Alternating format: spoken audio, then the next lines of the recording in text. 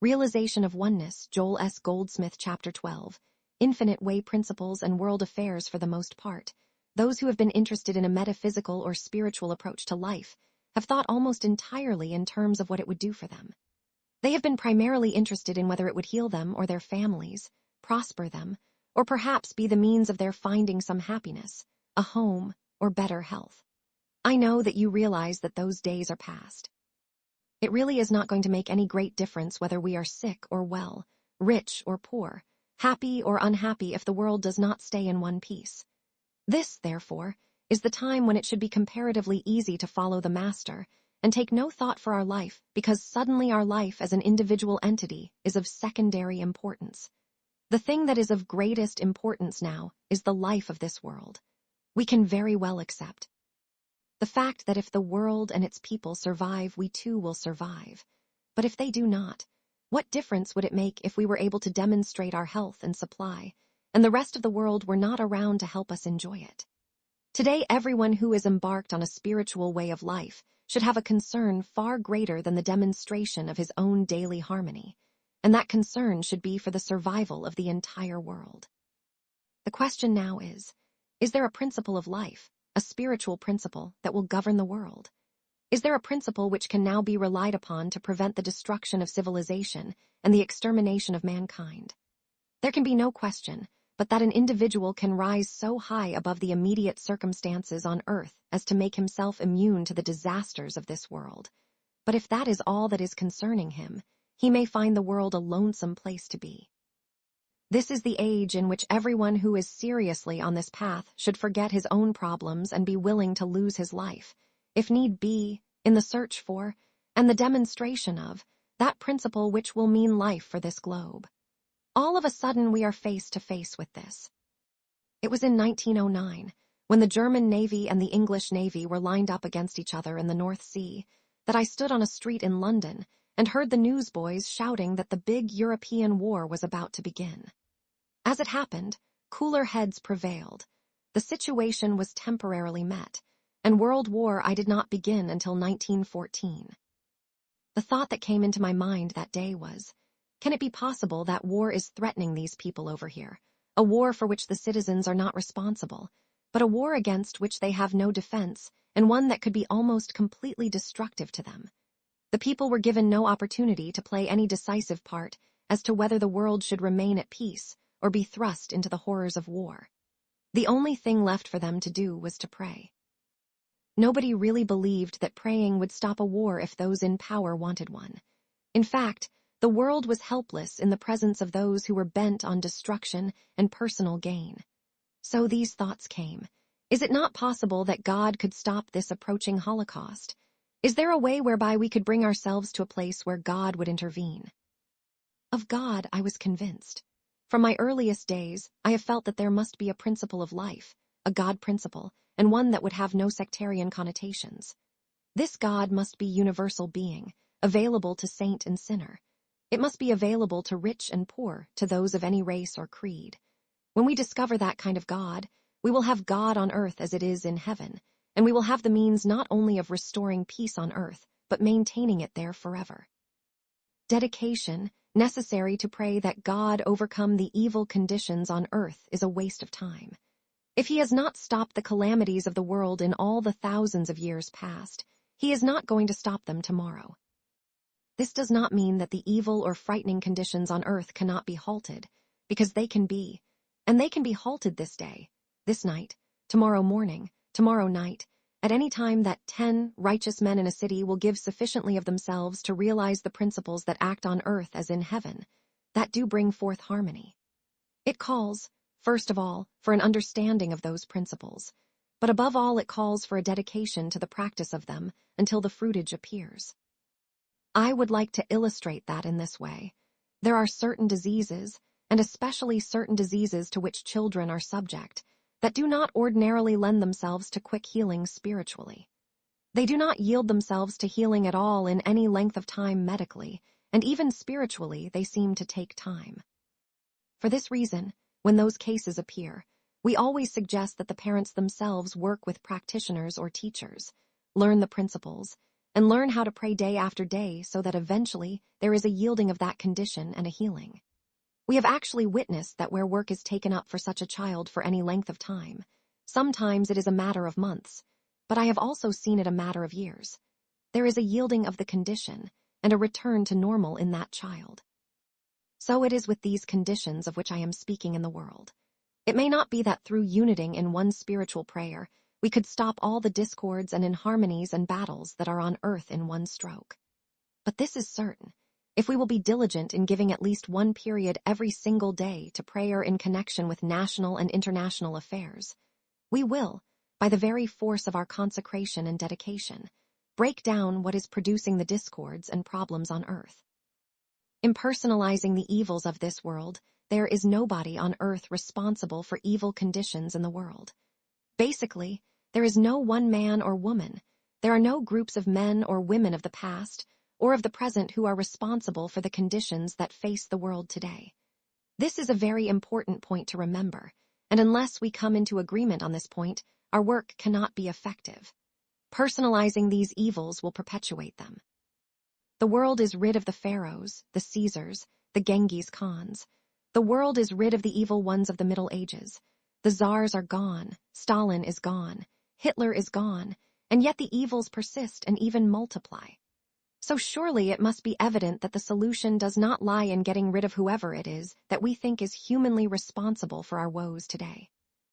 There is no such thing as personalized evil. If you have worked with the principles of the infinite way, you have already proved that the impersonalization of evil is 3/4 of all that is necessary for the healing.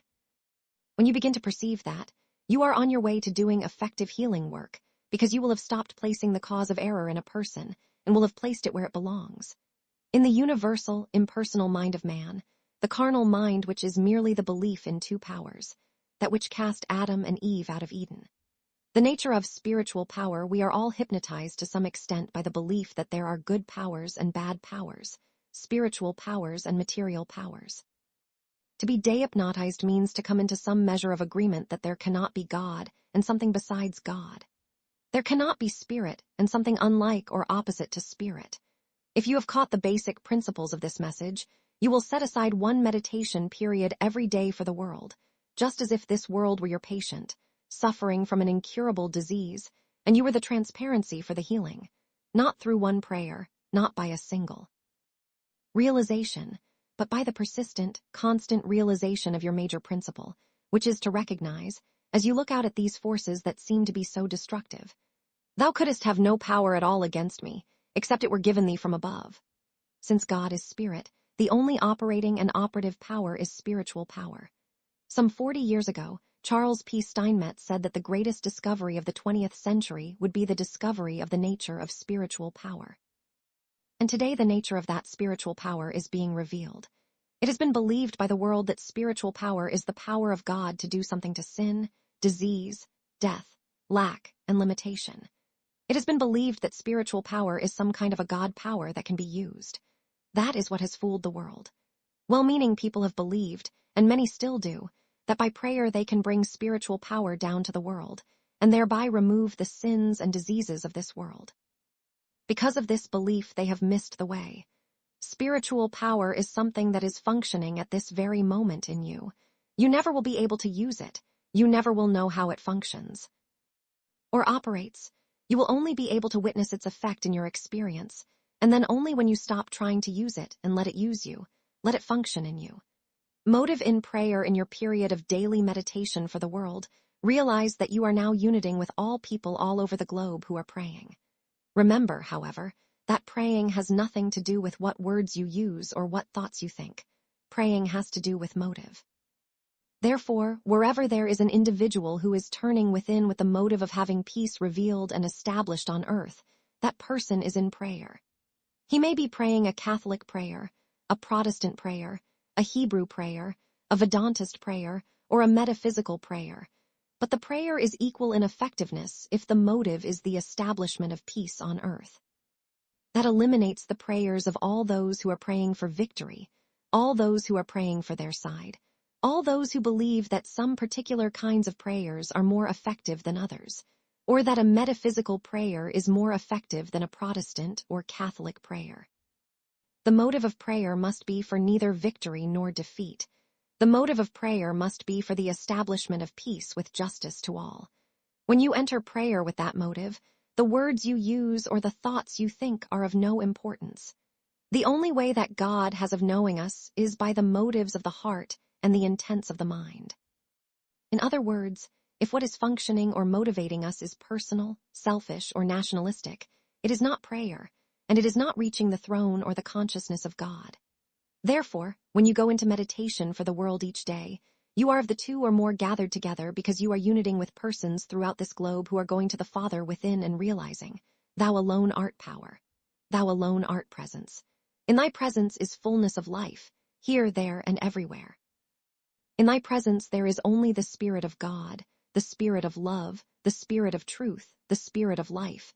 And besides this there is no other, so I am not going into meditation to use God or direct God, but to realize God. Here where I am, God is. There where thou art, God is, and God is Spirit, and God is love, and besides him there is none other. Attaining world peace, our duty is to know the truth. It is more than a duty. It is a privilege, and it is even more than a privilege because once we begin to see the fruitage of it, it is a great joy.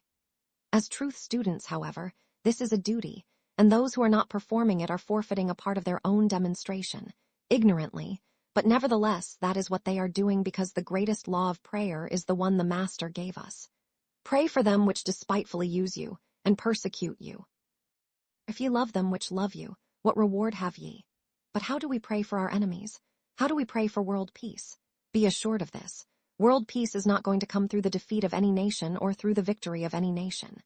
Anyone who has any knowledge of history knows that there have always been defeats and victories, and there never yet has been peace. There never will be peace as long as there are defeats and victories. Peace cannot be achieved by anyone's defeat or by anyone's victory. Until the idea of both victory and defeat is relinquished, there will be no world peace. Always there is with us the question of disarmament. Should we maintain so great a stockpile of bombs that other nations will fear us, and thereby peace will be attained, or should we disarm and bring about peace by that means? History has proved that neither course provides the answer. There have been periods when nations have been heavily armed, and this did not prevent a war. There have been periods when nations have disarmed, and that did not prevent war. Back in 1914, England possessed the greatest navy, in fact, the greatest concentration of arms on the face of the globe. Even this did not prevent World War I. At the beginning of World War II, England was practically without arms. This, too, did not prevent war. A person may go around with a gun on his hip, but this will not prevent him from getting into trouble. He can go around without a gun on his hip, but that also will not prevent him from getting into trouble. It is not the presence of a gun or the absence of a gun that saves anyone, and it is not the presence of armaments or the lack of armaments that saves a nation. The truth is that as long as the people of the world are living out from the materialistic basis that believes that either armament or disarmament will save them, the world is lost and is heading for another war. What is the solution? Let us go back to what has been repeated again and again throughout the preceding chapters. The origin of evil. Just what is the origin of evil? The universal belief in two powers, the belief in the power of matter and the power of mind, whether it is the power of armaments or the power of tyrants' minds. When we look into history, we find that it has not always been tyrants who have brought about wars. More wars have been brought about by ignorance than by tyranny.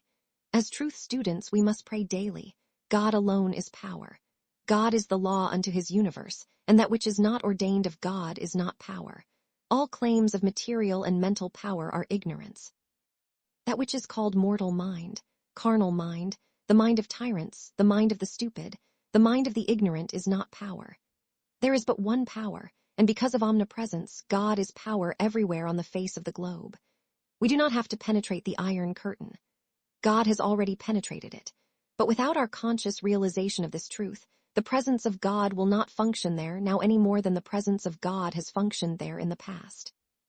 The presence of God functions only where and when there is conscious recognition and realization.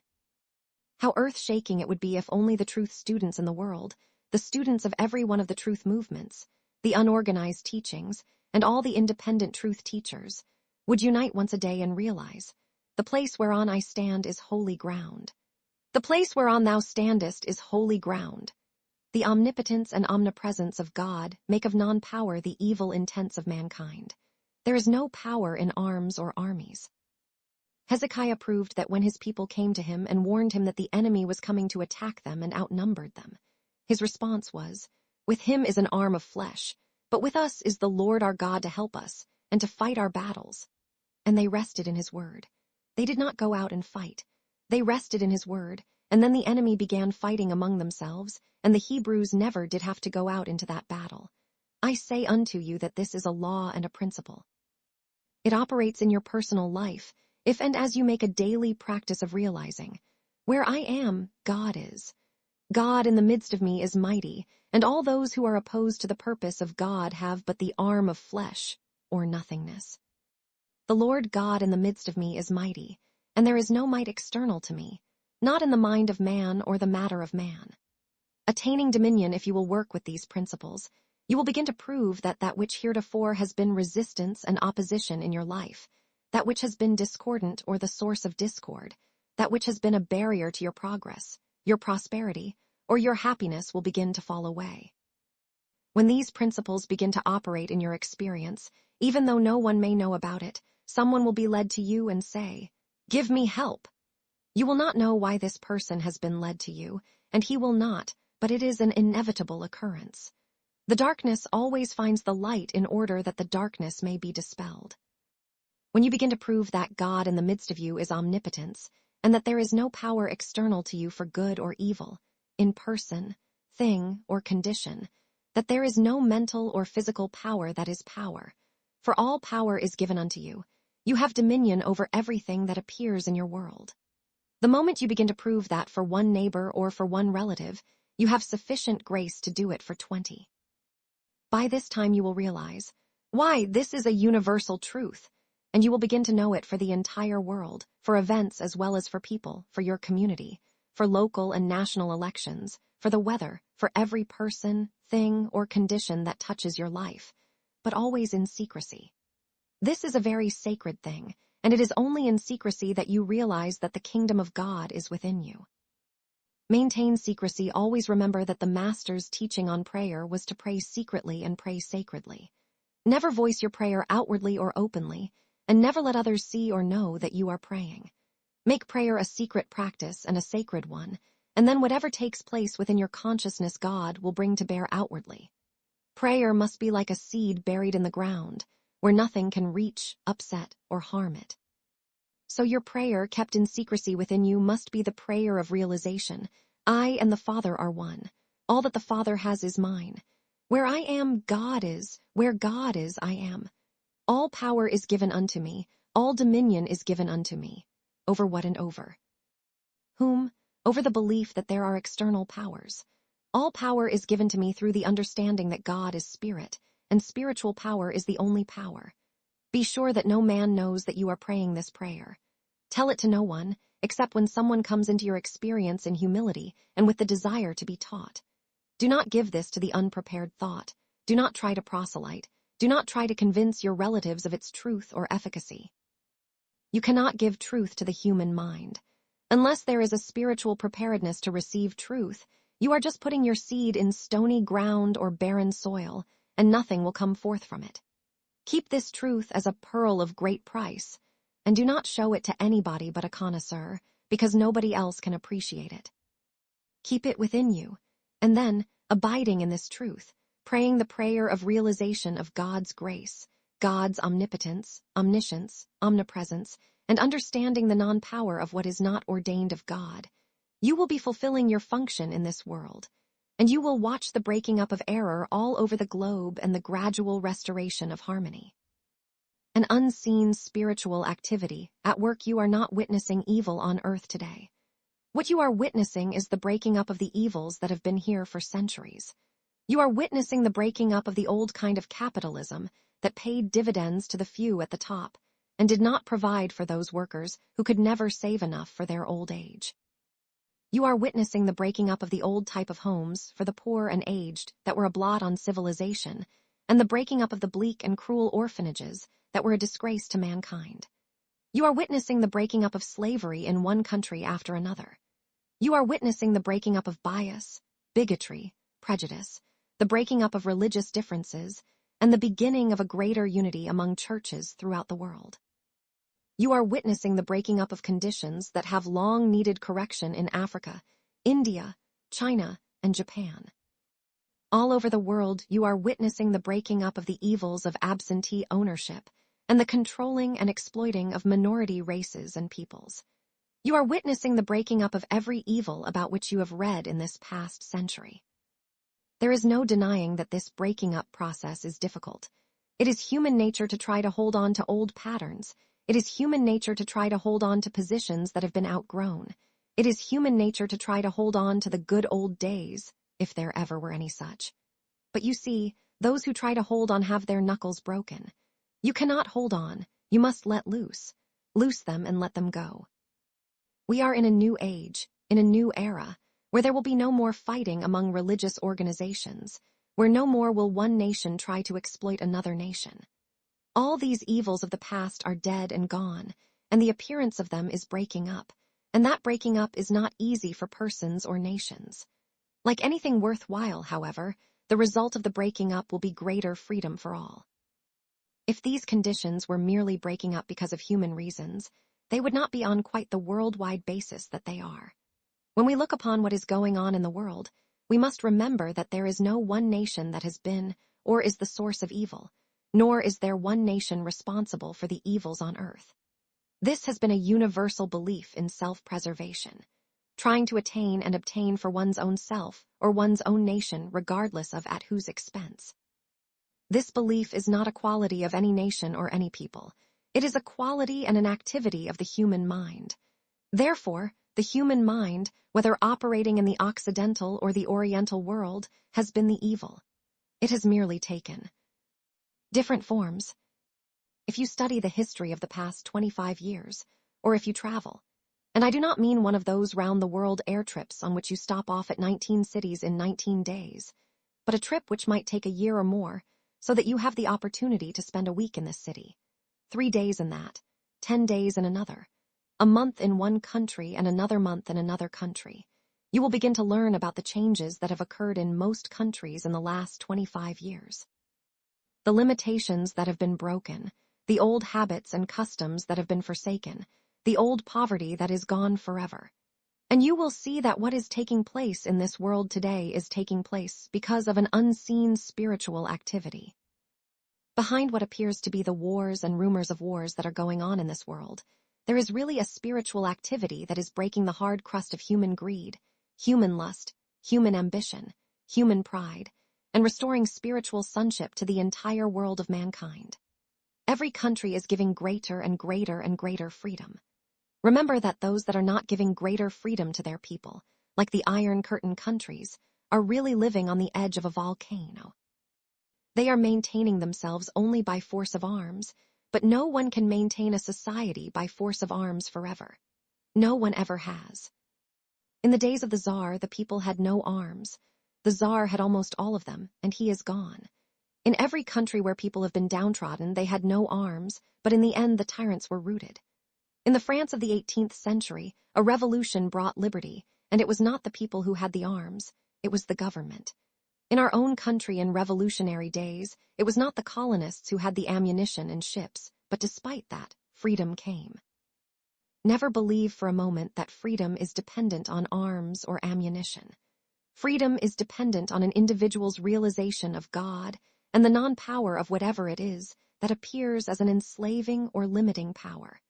If you admit anything at all as a power of limitation, you make that limitation a law unto yourself.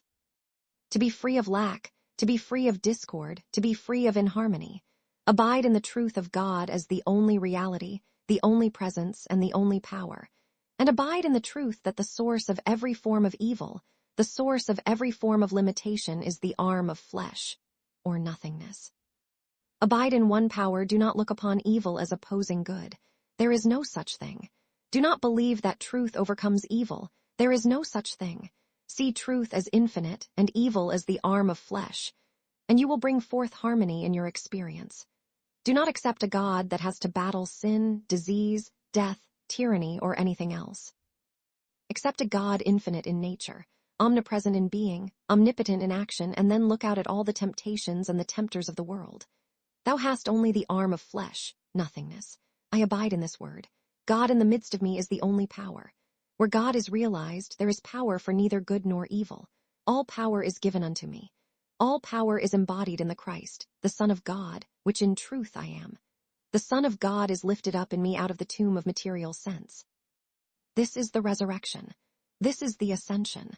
Lift up this Son of God in you and realize, he that is within me is greater than anything or any belief or any power in the universe. He that is within me is the all-power, and that which is external to me and not ordained of God is not power and is not presence. God, Spirit, is the only power, not mind and not matter. God is law, therefore Spirit is the only law with power. The fact that these statements represent truth will not save you. Ye shall know the truth, and the truth shall make you free. You must abide in this truth, dwell in it, live in it, hour by hour, day by day, and night by night, until it is a very part of your being, and then all of a sudden a spiritual light dawns within you, and it comes to you. Whereas I was blind, now I see. Now I know that Spirit is really the substance of all form, the law of all form, the cause of all form. My error has been that I have been believing in a power outside, a power in form, a power in thought, whereas all power is spiritual power. As you abide in the Word, remember always that there is still one more step, and that is, after contemplating the truth about God, to be still and listen. Speak, Lord, for thy servant heareth. Thou utterest thy voice, the earth melteth. Error is not in the external. Power is not in the external. All power is in still small voice. There is no power in sin, no power in disease, no power in tyrants, no power in external conditions. Power is in the still small voice. As you abide in stillness, eventually you come to that place where a release takes place within you, and then you will know that God is on the scene, and your work is finished. You have opened out a way for the imprisoned splendor to escape. The power that is within you now becomes the power in your world. Your world may be limited to your own family, or you may eventually accept the entire world as your world, and let your consciousness of truth govern this entire world. In the midst of threatening world conditions, I say to you, think in higher terms than your own health, your own supply, or your own happiness. For some part of every day, give yourself to the realization and the practice of these principles, through which you have witnessed healings of minor or major problems, principles that have helped you or your neighbors, and begin now to think in terms of a principle revealing itself on earth as the presence of God, universally.